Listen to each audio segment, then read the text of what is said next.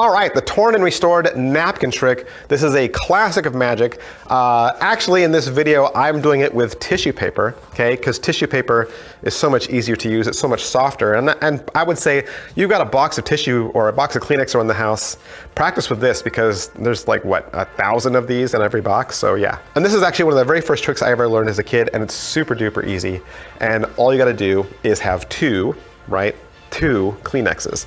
One of them is wadded up into a ball, and it's super small, and make sure it's locked in your hand. You don't want it to be seen poking out right there or poking out right there. You want it to be super small so that nobody can see it. And then you want your other hand holding the napkin. Now you'll notice when I'm holding the napkin like this or the Kleenex like this, both of my hands look the same, okay? I am mirroring my hands, one and the other. They both are closed, okay? When you do this, you're not drawing attention to one, okay? If I was doing this, then it clearly looks like, hey, what's in his other hand? But if you do this, then it just looks like this is how I hold my hands, okay?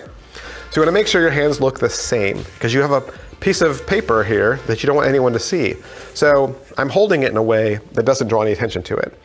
Now I'm gonna tear everything up. Make sure that when you're tearing, you make nice clean tears, don't go crazy. You don't want pieces dropping on the ground. If pieces drop on the ground and then you restore it, they're gonna wonder how you restored it with one on the ground, right? So make sure your tears are nice and clean. So I only do a couple. So you do one, you do 2, 3, 4, 5, like that. Now you're just gonna ball them up like that. And as I'm balling it up, I'm actually gonna make sure these two pieces of paper are together, okay? And I can squish it, you know, nice and tight. You can do that. I mean, I'm not losing anything. There's two right there, you can see that, but I'm doing it fast. Putting it here, squeeze, squeeze, squeeze. Right now I know that my torn one is on the top and my whole one is on the bottom. Now I go like this, make a magical gesture, and facing me so that I can see, I don't want my spectators to see, I'm gonna release my grip a little bit, just so that I can see inside. And I'm gonna pull out the napkin on the bottom. And again, I'm gonna start getting into a mirrored action of both looking the same, because again, I'm hiding something over here. I don't want anyone to know that, so I'm gonna make sure this hand looks the same. I make both fists, and then I start carefully unraveling this Kleenex until they can see that it's restored. Just like that, okay?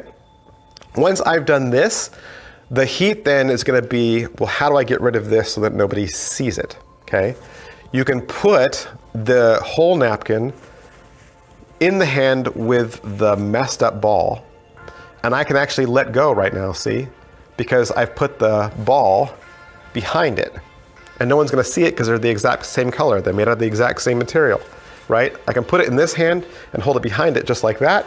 And I can even transfer it from one hand to the next, just holding my thumb and my finger, grabbing them from behind, okay? And you can do that, and then to make it all go away, just ball the whole thing up, and now nobody can tell that there's a torn one inside of a whole one. Put it in your pocket, shoot it into a trash can, and you're good to go. You wanna learn this better, of course, watch this video a couple of times and practice along with me, and I guarantee you'll get it in no time. Of course, don't forget our 3 rules of magic. Number 1, we never tell how a trick is done, even if they ask over and over, even if they beg, even if they say, I'll be your best friend. We don't tell how tricks are done. Number 2, we don't do the same trick twice for the same person. Why not? Because when you do it the second time, they might figure it out. Number 3, we always practice our tricks until they're perfect. Why? So we don't make a mistake, and so our audience gets a great magic trick that's a lot of fun. Thanks. I'll see you guys next time. Bye.